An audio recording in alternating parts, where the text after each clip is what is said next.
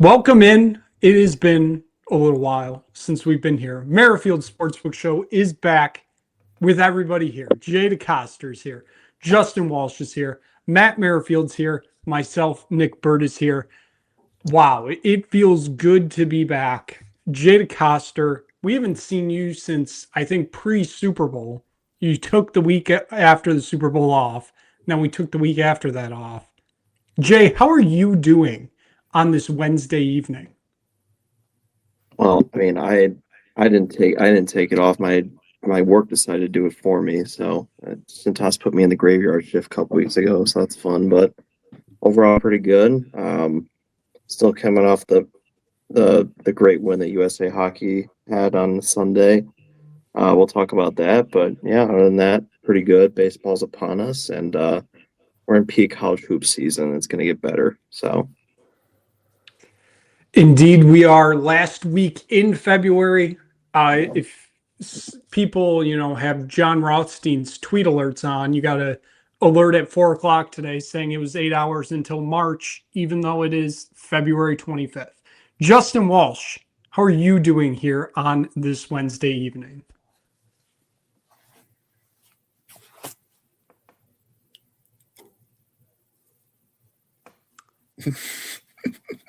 At first, I thought he was just holding his head down to be dramatic. Yeah, same. I think we lost him. Okay, well, Wow. we're live. Okay. Matt, how are you doing? I'm not doing as well as Jay Walsh, Cam Newton walking into the stadium in 2015 with his Beats headphones on. But hey, you know what? I'm feeling golden, Nick. That's how I'm feeling. That's exactly how I'm feeling. Feeling like 2 gold medals, overtime winners. Couldn't be better. Matt, haven't we discussed that enough? I don't think we're going to continue to discuss it. Oh God, Jay's got thoughts, and you're gonna like it. I think I'm just gonna sit back and listen to Mr. DeCoster and let him just roll USA Hockey. I don't even need to say anything. I've said my piece. Olympic Ice, check it out. 2 weeks of great content. Time to go back to the spineless NHL hockey that has no flavor to it. And I will see you in the playoffs, I guess, when the Sharks are probably not there. Anyways, I got nothing else. I think this is for the sport of hockey in general. You guys know that I'm not a huge hockey guy. I follow it. I love the playoffs. I feel bad for the people that are going to get into hockey and have to watch the NHL because that was peak hockey that we saw on Sunday, and then you're going to have to go back and watch. But that's the thing. Nobody's going to watch. It's the same thing as Four Nations last year. All the momentum that was created it's fugazi. It's all excitement, literally, because 2 countries are playing each other, and then people just stop giving a shit. It happens. It used to happen every 4 years. Now it happens twice in 12 months, and it'll happen again. I don't even know Nick. To be honest, I don't know what the World Cup's going to look like in 2 years. Is it next year? 2 years? In 2 years. I don't even think people are going to care about the World Cup because I think the Olympics has spoiled it.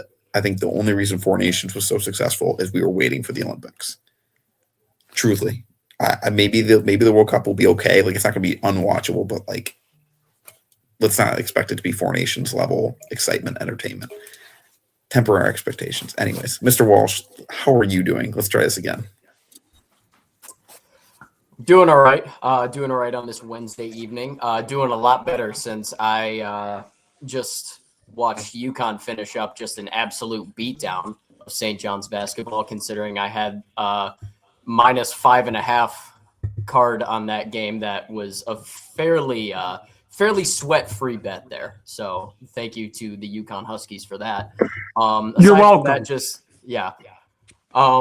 Aside from that, feeling good. Obviously, I mean, like you guys said, we'll get more into the Olympics talk. But I tried to do a quick shout out on the show a couple weeks ago and was unfortunately cut off due to internet connection. But shout out to Megan Keller, Farmington, city of Farmington person, notable person. It's just it is very cool because my sister growing up used to play sports with and against Megan when they were growing up. They're the same age, so they would play middle school basketball, and they were opponents actually in high school softball. And just very cool to see someone that grew up around my family become like an American Olympic hero. So that's just a very cool thing. But yeah, we're doing good. Ready to get into it. Wow. What an inspirational story, Jay Walsh. That totally hasn't just brought me down again after hearing that and having to go through all this. Let's just rip the wound again. Just, Matt, I'll go to you first because you probably have the least to say here and you may just defer your time. Do you have any thoughts past what we discussed on Sunday on Olympic ice? Go check it out if you didn't watch it. In terms of the on ice play, because I could have a lot of comments on just the cesspool that has been hockey Twitter for the last 48 hours, and I could do without it, 100% without it. In terms of like the on ice reaction to the United States winning gold, I don't know. It's still kind of awesome. That's really all I got. That was pretty sweet. You know, United States to do it for the first time in 46 years, and I guess the celebration is warranted. I know some people have an issue with just them, the way they've celebrated going to a nightclub in Vegas as a team or Miami. I don't have a problem with it. First time in 46 years. And you did what you set out to do. And some people thought it wasn't possible this year specifically. But hey, I defer the rest of my time. Mr. DeCoster, go get him, pal. Real quick before Jay starts his beautiful rant here, I do just have a quick question for Nick. Would you or would you not rather be a Canadian with a silver medal than an American with a gold medal? Hey, silver shines just as bright. Just curious, because that is a talking point that I saw floating around the old Twitter sphere over the last couple days. So just wanted to get that one out there. Anyway, Mr. DeCoster, go right ahead with your rant here. I mean, it's not really a rant. It's just I think Matt just said, it's just kind of relief, and it's just awesome because, Four Nations last year you lose in overtime. 2010 is a more significant one. You lose in overtime for the goal, and Crosby scores the game winner. All that stuff. Like, this is stuff that we've been, all the USA hockey fans have been just dreaming about. And you got TJ Oshie, who went crazy in the shootout, but didn't end up winning gold anyways that year. I just think it's awesome, just the way Hellebuck performed. Just the entire group. It's just great for USA hockey. I mean, you finally defeat your arch rival. It's just crazy that first time 46 years it's on the same day as the Miracle on Ice, which is even crazier. So, and I love how they did it for Gaudreau, who he was going to be on that team, so that was pretty cool to watch. So, yeah, I mean, it's awesome to see. And I caught a snip of your podcast right after it, and Nick, you were just down horrendous. You had to half the screen, like in a dark room. My goodness, come on, man. Let him know, Jay. Let him know. Like Matt said, this is what you get for rooting against USA hockey. All right, that's it. So you had your fun, but it's our time now. Just like you had your fun with the Packers, it's the Bears' time now. Jesus, Jay. I mean, come on. I'm done. Talk to him, Jay. I love you, Nick. Talk to him. That's all I got. Let him know. Mic drop. Twist that knife. Nick, no. I send you the meme of the what WTF is a kilometer. I send Nick that. Yeah, I guess you didn't get a response, did you? No. Nope. Yeah, no. Fortunately not. That was one of the 27 texts waiting for me after recording on Sunday. Connor McDavid just can't win the big one, man. Can't ever do it. Always Florida, the bridesmaid, never the bride. Jesus Christ. The state of Florida owns him. You know what? Now Let's the twist entire that knife the even entire further. Let's USA talk owns about him. Tottenham Hotspur. Jesus Christ, Jay Walsh. Let time Come out on. here. Time out.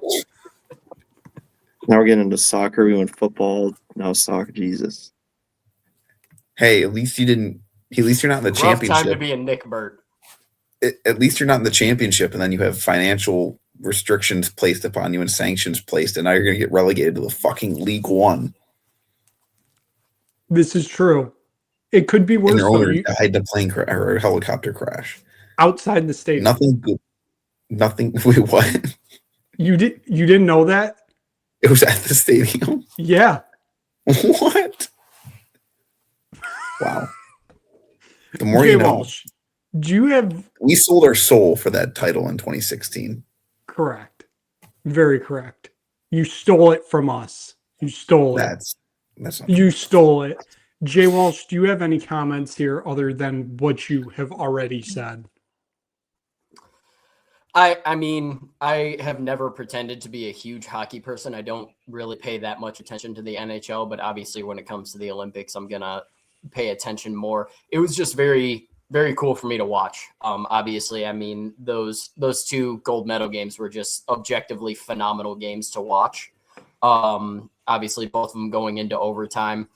Both of them, the U.S. getting the overtime winner, the golden goal. I do think, obviously, I mentioned Megan Keller, but I do think it was just a very cool thing overall for the state of Michigan. All four guys on the ice when the golden goal was scored were from the state of Michigan, I believe. I believe that's correct. So just very cool there. But yeah, as somebody who doesn't really pay that close of attention to hockey, I thought it was a very cool thing. And then, like I said, it was very entertaining to watch, especially, like I said, coming from someone who's not super invested normally, just objectively very good game to watch. Last thing, we can move on. I just have to correct Jay Walsh, not because it's your fault, because you're not a huge hockey guy, so it's not your fault. Jack Hughes and Quinn Hughes are not from Michigan. They graduated from high school here because of the development program. But they are not Michiganders. I just want that on the record because people just throw that out there because they listed that they're from Canton. They are not. They moved here when they were 16. They grew up and learned to play hockey in Toronto. They technically they're more Canadian than they are Michiganders, to be truthfully honest. I know their parents still live here. Who wouldn't want to live here? Michigan's awesome. But that doesn't mean they're from here. The last thing I had to say. In my opinion, it takes away from Werenski and Larkin and Hellebuck, the guys who actually grew up playing hockey in Michigan. In my opinion, I think it's disrespectful to them as somebody who also played and grew up and prideful about learning to play hockey and playing hockey in the Detroit area. Just that's the last thing I have to say on the comment. It's not just you. I see it everywhere. And certain people trying to tell me I'm wrong when I'm not wrong. Jay, you know who I'm talking about. But so anyway. Oh, yeah. Anyways. I was about to text you. Yeah. You know what? Sometimes certain people just have to be right about things that don't matter, even though they're wrong. But anyways, let's move on. Gotcha. Sorry, I wasn't aware that was a touchy subject there. A little bit. Okay. Just a little bit. I saw it on Twitter too, so he had to get it out there. Wow. And you're not unanimous person.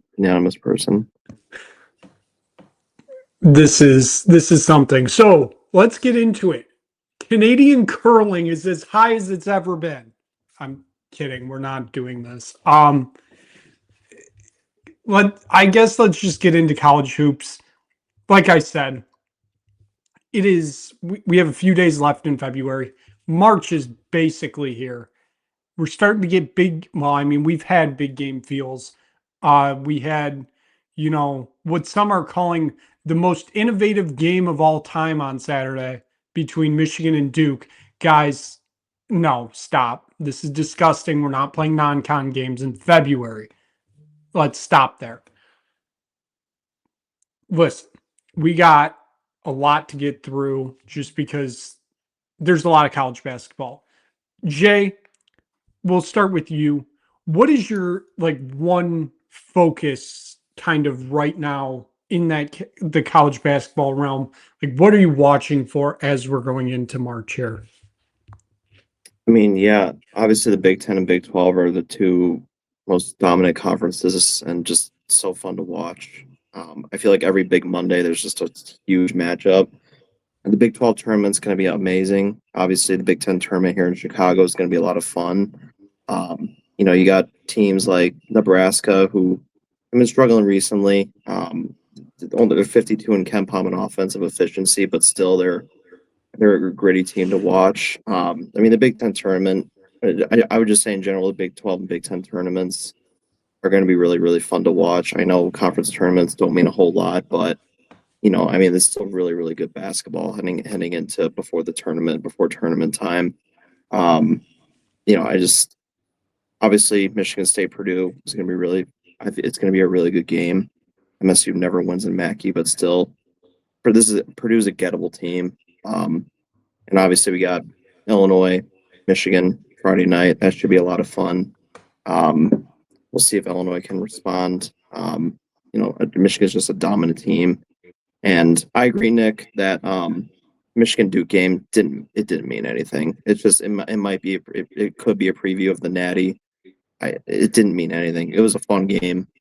A lot of NBA players on that court, but it didn't mean shit. So yeah, I mean, two really good tournaments to watch. Big 12 just been so fun to watch this year. So yeah. Matt, I'll go to you next. Kind of what are you looking at as we head into this home stretch here before the tournament? I'm staring straight at this bubble and I want to gag. Like, truly, it's the bubble is absolutely horrible. It's like a bad car wreck of teams that are not good. Like Ohio State, for example. As of right now, CBS has Ohio State as an at-large in the field of 64 bid as an 11 seed.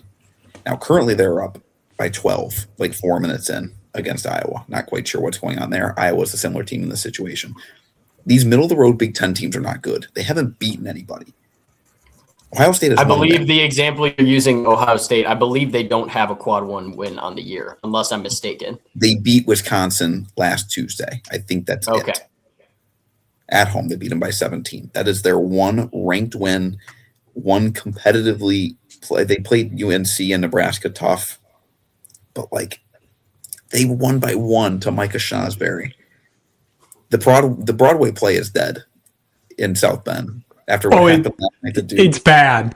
This is like high school theater. This is not Broadway at all. This is he's gonna look great coaching Marymount next year or some shit. Like truly, this is bad. He's gonna be in the MAC or what the MAAC or whatever they rebrand to here in the next couple weeks, the next couple months. But like the bubble, like Santa Clara might be an at-large bid. Like this is entertaining, people. You need to tune in an era where mid majors get screwed over. This should be a year where Miami, Ohio would have been a 3 seed back in 2005, and now they're scrapping by. They have to go undefeated if they want to be in the tournament, even though they are clearly more than good enough. Yeah, Santa Clara trying to fight their way in. St. Mary's, I don't know. I feel like the top 16 teams are the top 16 teams. I don't think there's much debate. I don't think we'll see much change from the seeding we saw on Saturday. I'm hoping Michigan State climbs up the rankings a little bit, which they have some opportunities to, including tomorrow, just in terms of making sure they're not playing in San Diego or Portland is one of the other West Coast sites, or don't end up on the West Coast. Otherwise, I think they're in a pretty good spot. So I don't know. I'm having trouble getting into college basketball here to the home stretch. Honestly, as the month has gone on, I have been less and less interested in actually turning on college basketball, oddly enough, as it seemed, other than Michigan State. I don't know, Matt. Speaking of how bad the bubble teams are, it's clear to me that we need to expand the playoff even more. We need to expand the field to get more of these bad teams in. Great idea. This is absolutely incredible. We need more bad basketball. It's just what the people want, because it's just what casual fans will watch when you can't even get myself to turn the damn thing on. I'm so apathetic about college sports. This is terrible. Like Indiana is not good. I don't like these bubble teams. Like West Virginia's on the bubble. What are they doing anywhere near the bubble at 16 and 12? Who have they beaten? Who have they? It's not even Bob Huggins basketball. There's no edge to it. They've lost 3 in a row. They lost to Utah, TCU, and Oklahoma State. Not a tournament team. Next, you're gone. But like, who's going to replace them? Ohio State. Jake Diebler should be nowhere near the tournament. And I don't know where to go from there. Like, it's so bad. What happened? And I refuse to blame it on the portal, truly. It might be because of it, but I refuse to acknowledge it. Blame the computers, Matt. That's I will always the blame the problem. computers. But the problem is like there's no teams that I think are good that deserve to be there over them. Or it's like, oh, I think the computer's wrong. I just think that these teams are bad. Like Ohio State's a situation where the computers are wrong, but like West Virginia, I guess, has a fine resume. I don't know, losing by 35 to Arizona really helps your Ken Palm score. But I don't know, truly. And we don't even have Greg Gumbel anymore to welcome us in on Selection Sunday. Like, why am I tuning in? Just make it an email. I don't need Nate Burleson welcoming in from Dayton in a month. That sounds unenjoyable, respectfully. You are correct there. You're speaking of bubble teams. Can I offer you a 19-9 Seton Hall Pirates? Okay, they are actually a team I'm okay with getting in. Unironically, they are fun to watch. 19-9 in a bad Big East.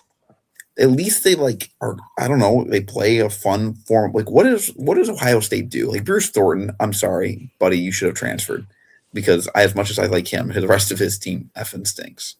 Truly, Ohio State giving Diebler the job because he won like 6 games to close out the year after Holtman got canned a year late. Like what the hell was Ohio State basketball doing? Truly.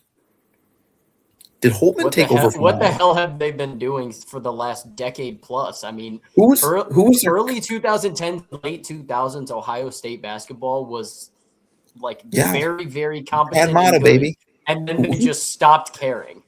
Who took over for Tad Mata? Was it Holtman?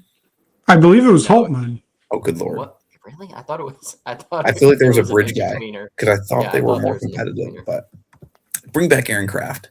It went Thad Mata, Chris Holtman.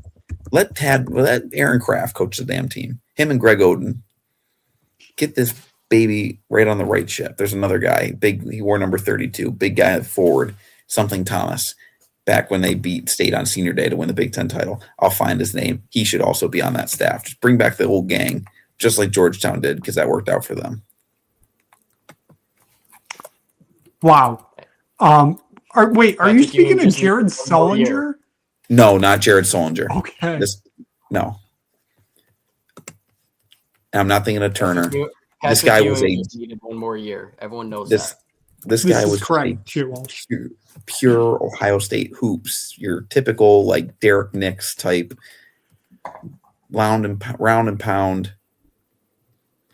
I'll find it. Continue on. Jay Walsh. We're in the final few days of February here. I know your sights are set on March. What are you looking at right now? I mean, I'm still looking at the top teams.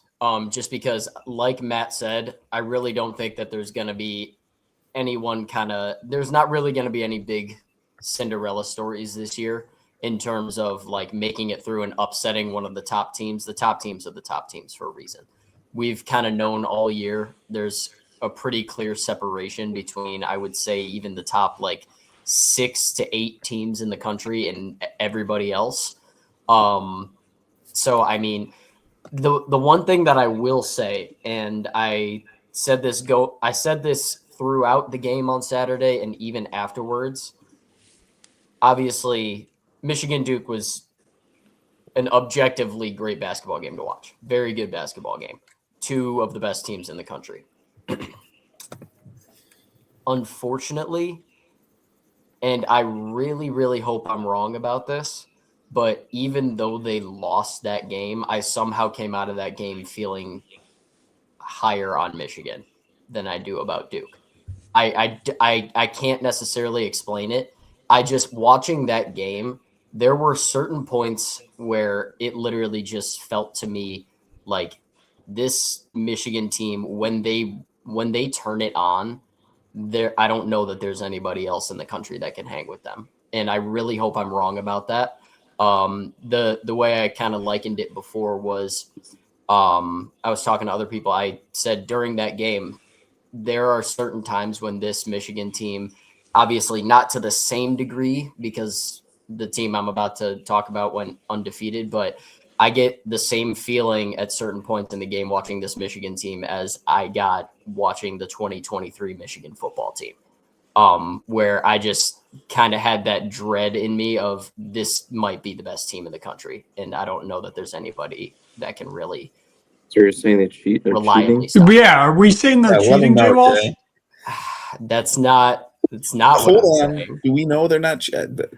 Brad Underwood might have a comment on that situation. The one thing that I will say is the relation there might be that it might be a team that was put together by cheating. I don't believe that this team is cheating, but it might be a team that was put together similar to 2023 Michigan. Anyway, that's besides the point. Thank you, Justin Spiro. Yes, there we go. God. But yeah, I really hope I'm wrong. I would love, I mean, you guys know I've been all over Arizona the entire season. I think that they're a great team, but I really don't know that in a tournament setting, I don't know that anyone can really reliably stop this Michigan team. I really hope I'm wrong, but yeah, aside from that, like I said, the top teams are the top teams. Obviously, it was really tough to see BYU lose Richie Saunders because that basically just means it's AJ Devonta out there with everybody else. So that definitely limits their ceiling and kind of stops them. They were one of the few kind of not necessarily outside teams, but teams that weren't in that top category that I believed could upset one of the top teams.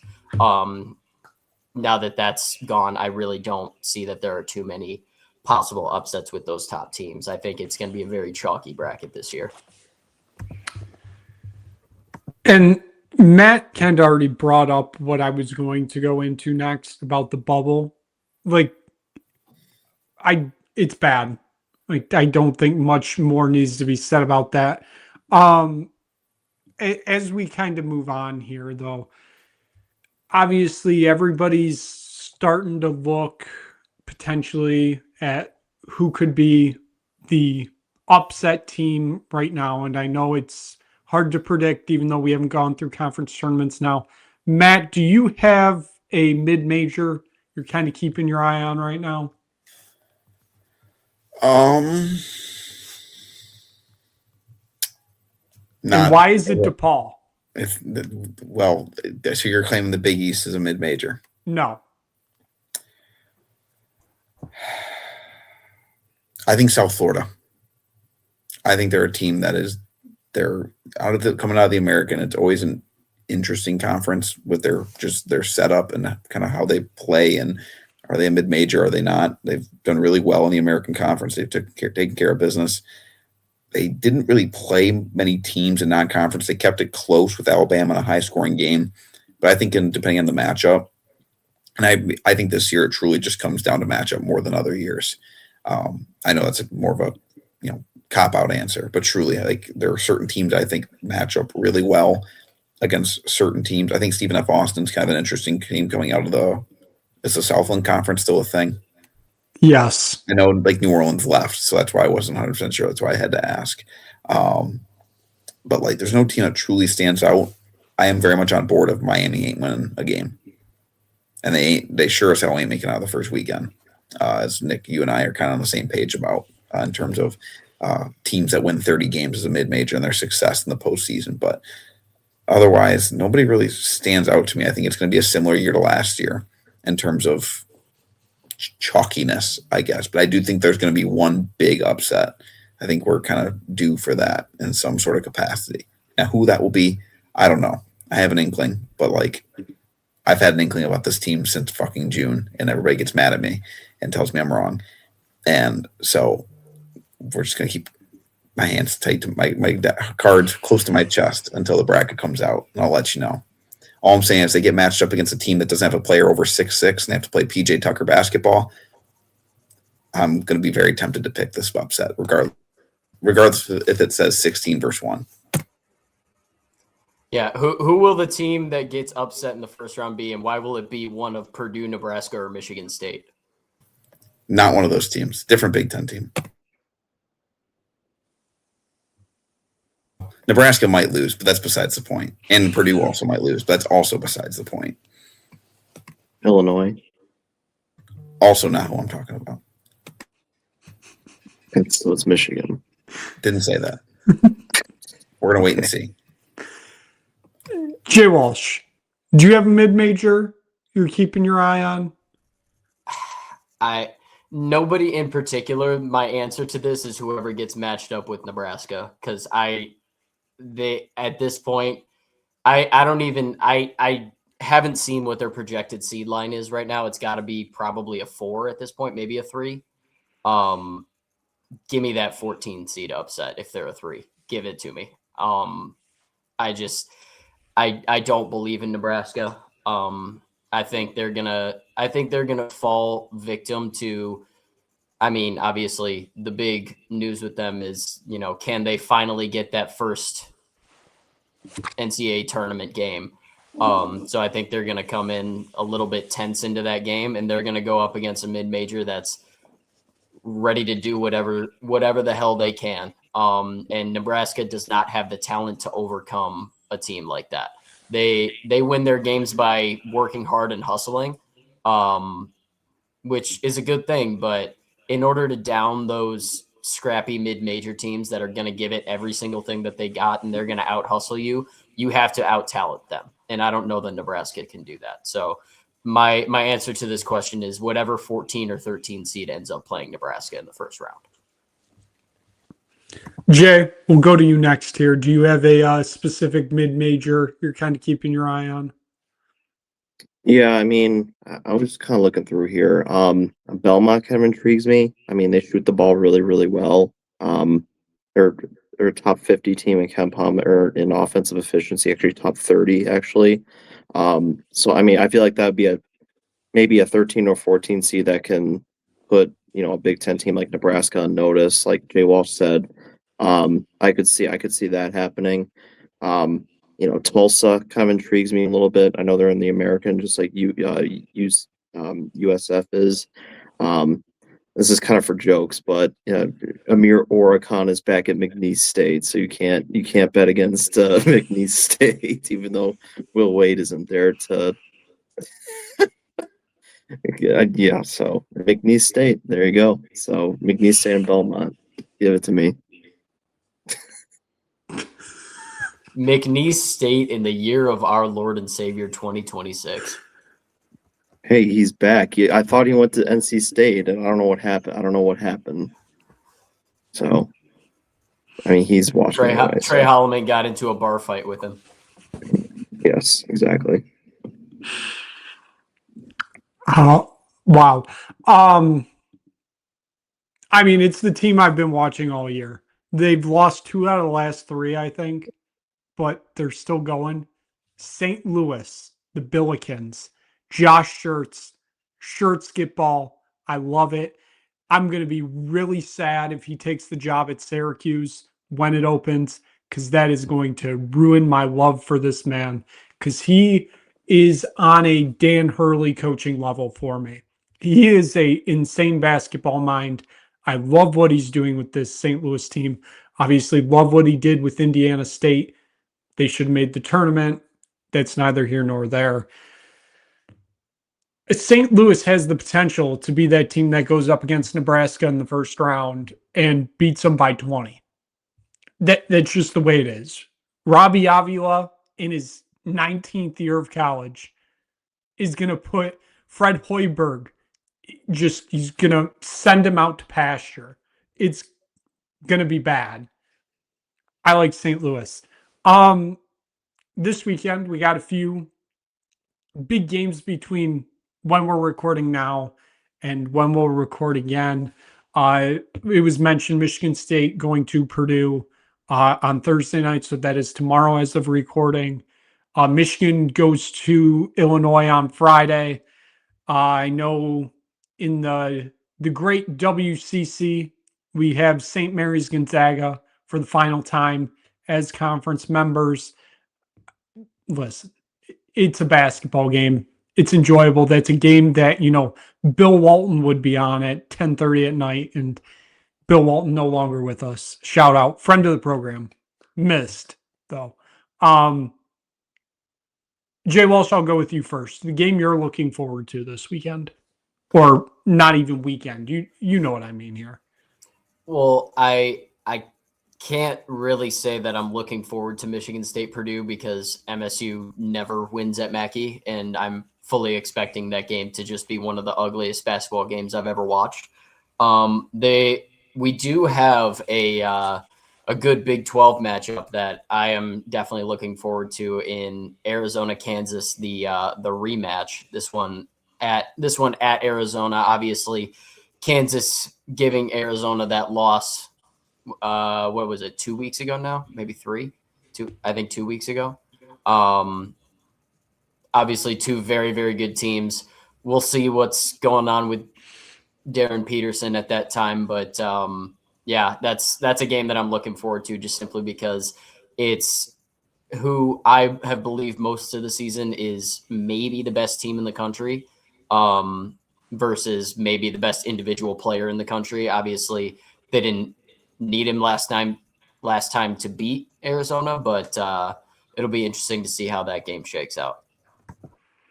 Jay, I'll go to you next here. What are you kind of looking forward to? Yeah, I mean, obviously with our matchup, like MSU really never plays well at Mackey, but Purdue's not all that. I'm still not a Purdue believer. I mean, I think they'll get to the second weekend, but I don't think they're going. I don't think they're making a Final Four. I think MSU can compete in this game. I think their defense can really adjust to what Braden Smith and Trey Kaufman-Renn can do to them. So I mean, it's going to be tough, but I think they can definitely hang close with them. You saw the last time they played at Mackey a couple of years ago. I mean, they were in that game, and that team wasn't even good. And Purdue went to the Natty that year. So, I mean, obviously two different teams, but I think they can definitely hang tight with this team. In terms of other games, I mean, obviously the two Big 12 matchups, which the fact that they're on at the same time at 4:00 Eastern is a crime. Like this should be like an ESPN doubleheader. But those two games will be fun. There's another one at 4:00 Eastern. Nebraska, USC. It's not the most compelling matchup, but I feel like USC is going. I think they can win this game. They're on the bubble. They need this game. This would be a Nebraska type loss. That could be intriguing. So keep an eye on USC to pull off a nice upset there. Other than that, I mean, yeah, it's a jam-packed Saturday once again before we get into March.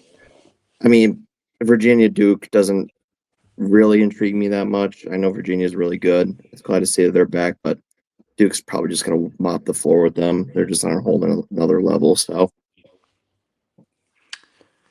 Matt, I'll go to you next here. What are you kind of looking forward to? Well, for tomorrow for Michigan State, I think the Spartans are winning tomorrow. I know they're 7.5-point dogs. Mackey is not Mackey Arena this year, and I might be walking straight into a bear trap. And you know what? That's fine. Whatever. Not the first time I've done it. Won't be the last time. But as we saw this is the same Purdue team as last year. Yes, they have the kid from Israel. I forget. I'm blanking on his name. I know his last name's like Meyer. I think his last name, if I'm not mistaken. He's really good. He's like the guy that I think makes them better than last year. But like this is the same team. They have 3 players. And if Fletcher Lawyer can't knock down a shot, Purdue is a much different basketball team. That's the difference in the game. Trey Kaufman-Renn and Braden Smith can do what they do. My only concern, I guess, for Fletcher Lawyer is last year you had Jaden Akins, who was not going to let Lawyer shoot anything easy. The Spartans have had terrible defense at the 2 all season long, so somebody's going to have to sack up tomorrow.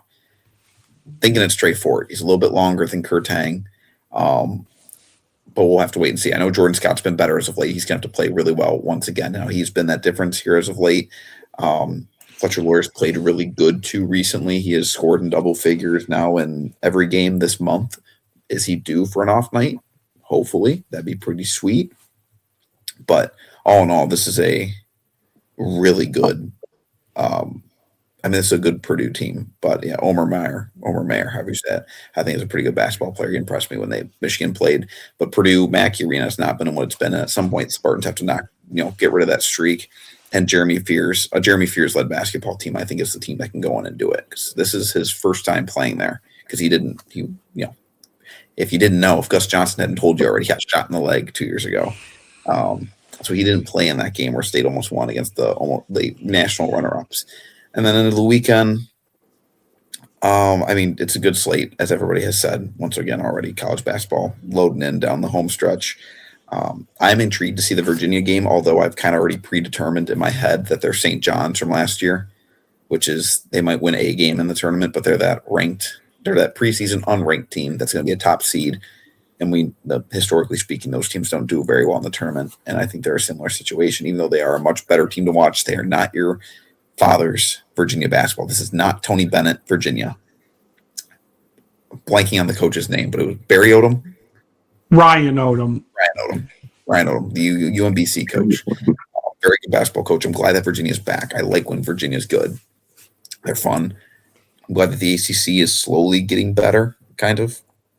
But all in all, I mean, the game of the day is Kansas and Arizona, and the enigma that is DN Peterson. So,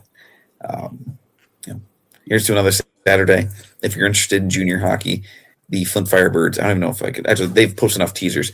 Their hockey jerseys are, and nobody watches the show anyways, their hockey jerseys are Super Mario themed for Saturday for Children's Hospital night. So they look like Mario with red with the blue overalls on the sweater. So it's pretty sweet. Come out to the Door Financial Center, I guess. I'm not getting paid to say that. So but, you should. Might beat some of the basketball that's on Saturday night. But that's all I got. That's all I got for you. incredible product placement there from Matt. Yeah, where's my commission check, bitch? Wow. Jay, do you have any Cintas products you'd like to sell us? The Cintas Center in Cincinnati, Ohio. Yes. Home of the Trash Savior Musketeers. Are you interested in any floor mats for the facility? Yeah. You go buy that for the Cintas Center. Do we have any final thoughts here on college basketball before we move on to one final topic here? Oh boy, what's this final topic going to be? So this week, I've been doing something I had basically never done. I'm watching spring training baseball at work. We're not going to talk about spring training baseball, though, because it's bad. It's very bad. I listened to a man broadcast a game alone today. And then his father showed up for a few innings and then disappeared again. Jay Walsh, you look confused. It was the Blue Jays broadcast. It was Dan Schulman's son. He's the radio voice for the Blue Jays. And then Dan showed up for the fourth and fifth inning and then disappeared again. I want to talk World Baseball Classic, mostly because I want to ask Jay Walsh here. What is the point of Skubal going if he's pitching one game and heading straight back to spring training? What is the point of him being there? I don't know. Anyone who thinks that this is not a straight 100% Scott Boras call is out of their mind. From Scott Boras's perspective, there's absolutely no purpose to Tarek Skubal going to the World Baseball Classic. And you can go ahead and say Scott Boras hates America. I'm not going to fight you on that. Scott Boras cares about one thing, and that is putting more money in Scott Boras's pocket, which is directly influenced by putting more money in Tarek Skubal's pocket. And if Tarek Skubal, God forbid, blows out his arm at the World Baseball Classic, Tarek Skubal is not getting as much money. So this is 100,000% a Scott Boras decision. I'm shocked that Skubal is even going to pitch one game there. I don't know. I don't like the decision, but I know why it's being made and I know who it's being made by. So it is what it is. Jay, do you have any thoughts as we head into spring training about your Chicago Cubs? I mean, yeah, it's going to be exciting. It's exciting right now. He got Bregman locked up. He's going to be a really good third baseman for this team. And you got Matt Shaw right behind him. The infield's is going to be one of the best in baseball, defensively too. And the pitching staff is coming along. You got Kate Horton in his second year. It sucks that he wasn't pitching in the playoffs, because he was one of the best pitchers for this team. But the rotation's coming along. I like the Edward Cabrera signing like this winter. The bullpen's getting there. Yeah, it sucks that we lost Brad Keller, but it's going to be fun. I think the Cubs should win this division, and every time I say that, the Brewers just find a way to prove us wrong, because the Brewers have like $100 million payroll, and they just find a way to win 98 games. So, I mean, it's going to be fun. They have the talent, they have the manager. Now they just have to go out and win the division, because I'm tired of the Brewers, who have way less money than the Cubs, find a way to just beat us every single year. So I feel like they're going to add another bullpen arm and another bat at the deadline. But for now, I mean, it's pretty exciting times on the north side. So, I mean, I'm calling it the Dodger Invitational Tournament, because no one's really beating them, but it's also the postseason and anything can happen. But just get in and you find a way to match up with them, and anything can happen. So, Matt, how are you feeling about the Tampa Bay Rays returning to Tropicana Field this year and their prospects this season? Other than Junior Caminero, I couldn't tell you a single fucking player on this team this year. I don't know what to expect from the Rays, but that's every single season with this team. They're going to win 80 games, give or take 5, depending on if somebody steps up besides Caminero. I know they shipped a lot out this offseason. Do a recap. I think Josh Lowe was traded. Brandon Lau was traded. They have a couple arms they picked up that are always, hey, this guy could be dangerous because it's the Rays pitching organization. But you got rid of Christopher Morel. That is a good thing. That is a good thing. But I mean, Junior Caminero is like one of my favorite players to watch. He is such a special baseball player. Even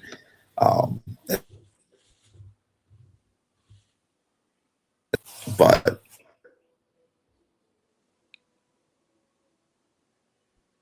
anything, they are cool winning 85 games, but they don't pander and act like they're doing something big. And hey, let's go out and sign another big left-handed arm. And that's not really what we need, but it's also revealing that we're not bringing back the better left-handed arm that we've had for years and we've been trying to re-sign. I don't know who I'd be talking about right now, but hey, Cedric Mullins is here. That's kind of cool. Matt, I will say you do have something to look forward to, which is the ascension of Justin Henry Malloy into an all-star player, because that's what always happens when the Tigers trade with the Rays. So you can rest assured that he'll be an all-star caliber player within the next 2 seasons. We have Steven Matz. Remember that name? Yeah, that's our guy. Is McClanahan back? Yes, question mark. He's supposed to be. Yes. I don't know. He's been hurt for so damn long. I kind of forgot he was here. But I think just the biggest storyline with the Rays is when are they getting a new stadium? I don't really. You're working on it, yeah. Working it. What, yeah. Jay, you're not a fan of the worst. You're not a fan of the worst stadium in baseball. I completely forgot they're moving back in there, and that's bullshit. The A's just leave. They just get up and walk away, and therefore we now have the worst stadium in baseball. That's BS. Absolute utter woke nonsense. Listen to this lineup, guys. Gavin Lux, Yandy Diaz, Jonathan Aranda, Junior Caminero, Cedric Mullins, Jake Fraley, Taylor Walls, Chandler Simpson, and Nick Fortes. It's good for 83 wins. That's an 83 win. I was just going to say, that sounds like 83 and 79. I will say, especially now that they're back at their home ballpark, because they played in the Little League Park last year where the ball flew out. Rasmussen, Pepio, McClanahan, that's a damn good top 3 in a rotation. I will take that against Detroit's. Truth be told, I would take that against Detroit's. Too That bad feels you're good. in the best. Too bad you're in the best division in baseball. Thank you for the reminder, Jay. Nick Martinez, Steven Matz loaded out. I mean, that's fine. Whatever. It's not there. I'm sorry. Can we go back to the part where you said that was on par with the Tigers' top 3? Yeah. I'll take those 3. I don't think people forget how good Drew Rasmussen is. And McClanahan, when he's right, which I guess we don't know if he's right. It's been 2 years since he pitched, so I guess I will retract that statement slightly. But McClanahan pre-injury was he just Tarek Skubal? he was better than Skubal at the time. 2 years ago, he was better than Skubal. Wasn't the Cy Young at that point? But he got hurt. Skubal wasn't the Cy Young. Was he what Skubal has been the last 2 years? McClanahan's start was the all-star starter previous to Skubal last 2 years was Shane McClanahan. Okay. For the American League. That is a true statement. He's the best left-hander in the American League. He's been hurt for the last 2 years, so I will say right now, yes, I'm taking Tarek Skubal over Shane McClanahan, but I'll take Skubal over Valdez. Or I'll take McClanahan over Valdez, I should say. Okay, but we don't need to do that. We can compare number 2 versus number 2. And I'll take Rasmussen. I don't like Framber Valdez. He also didn't. I don't see it. I don't see the $35 million investment for the next 3 seasons. Truly. The thing that I pointed out when they made that trade is he is now pitching in a pitcher's park for the first time in his career. He's no longer pitching in the glorified sandbox that Houston plays in. We'll see. That's all I'll say. We will see. Jay Walsh, I'll let you close out here.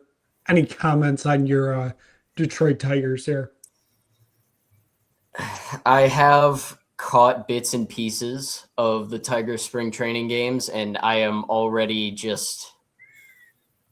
I'm very ready for the number of games this season that the Tigers are going to lose either 1-0 or 2-1 or 2-0, in which there will be a collective 30 strikeouts between the two teams, and I'm going to want to die the entire time. Yes. I'm ready for it to happen. I don't understand for the life of me. I understand that they made moves to get pitching, and I respect that. They made moves. I commend them at the time. Now I made you did.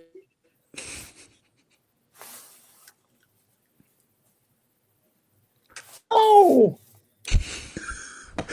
We was just getting to the good part. Just getting to the good part.